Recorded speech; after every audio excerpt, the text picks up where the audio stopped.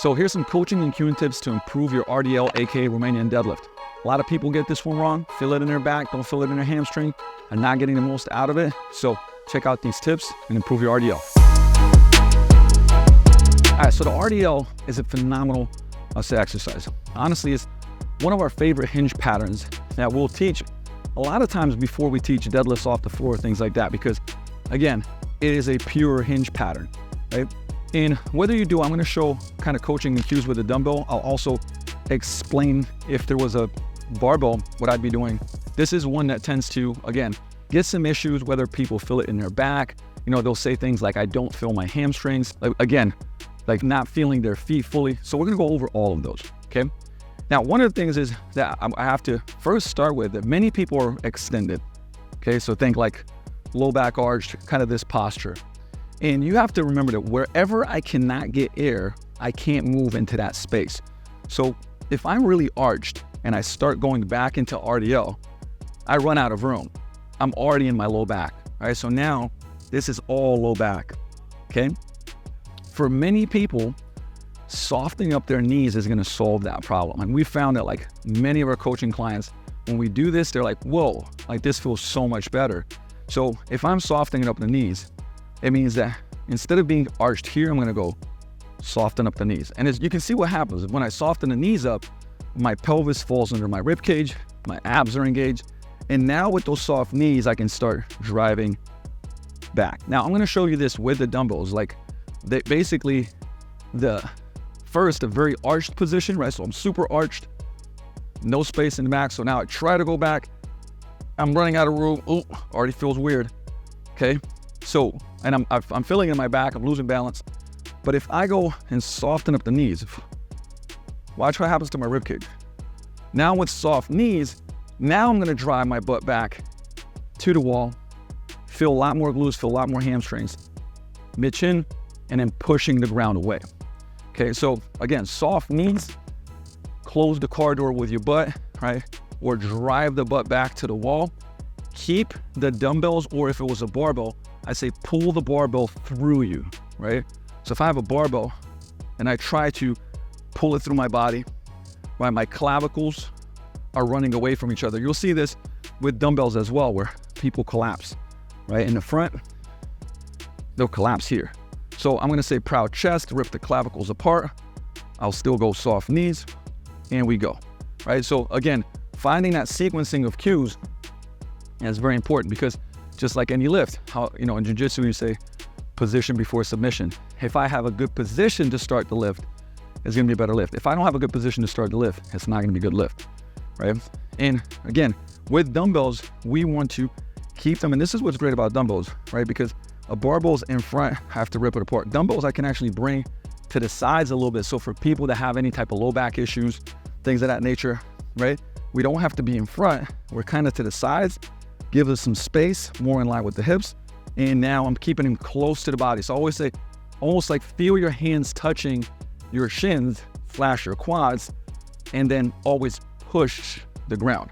Okay, so don't think pull, because you'll pull with your back. Think push into the ground as I come back up. Now, another thing that you'll see is the knees falling out. So kind of going to the outsides, right? I really like this analogy that's helped a lot of people as far as squeezing a med ball in between your knees. So you're not gonna collapse the knees, right? You're gonna squeeze an imaginary medicine ball, and you can kind of see what happens, right? My adductors turn on.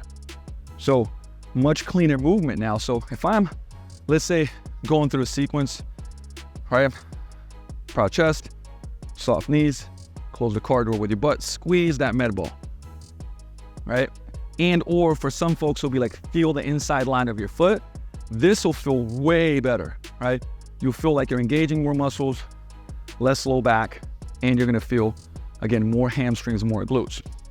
Now, the thing about an RDL is it does come down to, you know, how much range of motion you have in your hamstrings, right? If you have very tight hamstrings and you're gonna try to go all the way down, again, you're gonna start feeling that in your low back, right? But there is a little cue on how to, and again, this is not gonna go for everybody, but this is a little cue on how you can get a little bit more tension. And as I go, into my RDL. At this position, I can think about getting my butt up to the ceiling. You can see it's subtle. I'm feeling a big hamstring stretch, pushing back up, sequence, right? Soft knees, close the corridor over my butt, push back, squeeze that med wall, and then butt up to the ceiling. Get a big stretch and coming back up. Now, here's the thing. That might not be for everybody, because if somebody has, again, doesn't have a good core engagement and their hamstrings are tight, that might not be the cue. So we're always coaching what we see. This is an important thing, right? Coach what you see. Don't just go generically. And you also want to think about neck position here, right? You're basically think about your neck as an extension of your spine. So you don't want to have too much of a forward head posture. You also don't want to crank the neck too much, because again, for many people, they're going to now lose that position of the rib cage and pelvis and not feel their hamstrings as much, right? So I would go, it's actually better practicing these things with weights than it is just with body weight. But you got to remember that, by the way, difference between a RDL here versus a stiff leg, right? Stiff leg is where we have very little knee bend. And many people do not have that range of motion to go stiff leg, and they're gonna start feeling that in their low back, right? So if we can summarize like some of the coaching cues that will help almost everybody in this position, right? Is first of all, we're thinking tall, we're having our clavicles run away from each other, we're gonna soften our knees, push our butt back, close the corridor with your butt, and keep those dumbbells close to our body, and also squeeze a med ball, right? Eyes are about 3 to 4 feet in front of me, and then I'm gonna push the ground away. RDLs have to be controlled, right? We want time and attention. We wanna have control on everything.